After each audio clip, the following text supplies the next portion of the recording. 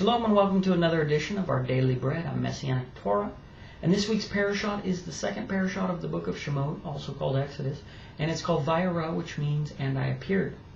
And this segment is called Living the Parashat, where we take a quick 5-minute video and we take a little segment of the Torah portion and we talk about how we can apply that to our daily lives. And so this one's called, for 2014-15, it's called They Hearkened Not to Moshe. And this goes into this little segment here where we see it in verse Exodus 6:9, where it says, And Moshe spoke unto the children of Israel, but they hearkened not unto Moshe for anguish of spirit and for cruel bondage. Okay? And then later he goes on in verse 11, right? And actually in verse 12, he's talking to YHWH and he says, The children of Israel have not hearkened unto me, how then shall Paro? And so this is an interesting thing here because it starts off with Israel not hearkening. I mean, the whole story is about Paro going, getting Paro to let the people go. But the people aren't listening to Moshe themselves. I mean, they've already failed.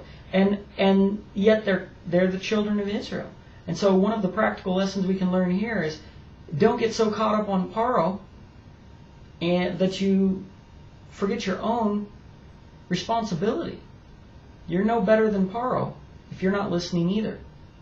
And so they hearken not to Moshe. If Moshe is the Torah, right, the letter of the law as we see in the New Testament, then not hearkening to him is a combination of Torah study. It could apply to those people who are not studying the Torah.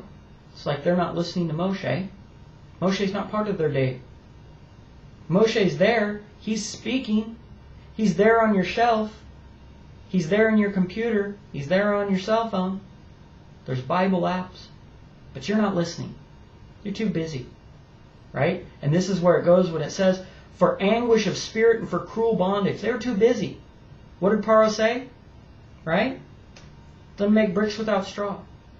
It's because you're not busy enough that you must have this free time to go want to serve God. And so his response was, if they want to serve God, I'll just make them busier with their labor, with their work. That'll keep them from serving God. So are you getting your daily bread? Are you getting in the Word every day? Or is Paro keeping you too busy with work? Are you at work, then you come home, you're relaxing, you're eating dinner, and you have the intention of doing your Torah study, but you never actually do it. You never sit down and make sure that you get your real daily bread, right? Just as it says, why do you labor for that which is not bread?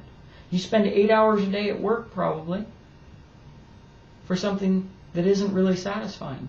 And yet here's the Word of God that is satisfying and that will strengthen you and maintain you and sustain you.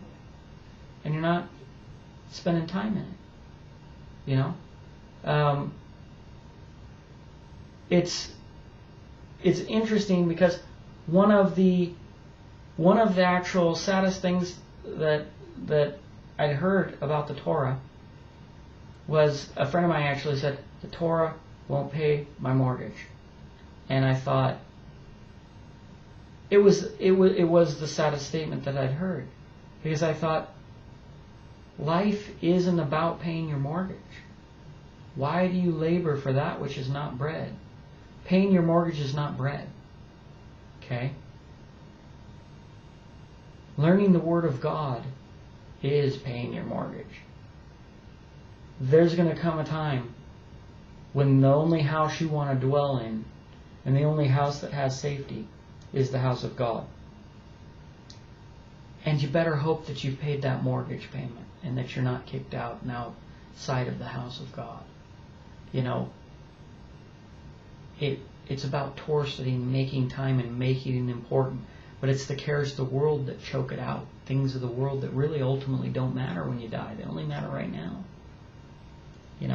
And, the thing is that not hearkening to Moshe is included in taking time to study. But then also once you do study, are you actually living it? Are you doing it? Did you read it, but you don't really obey it? I mean, these are things that we have to focus on so that we don't become just like verse 9. So until next time, I'm going to say shalom. Be encouraged. Check out our website, loveattorah.com.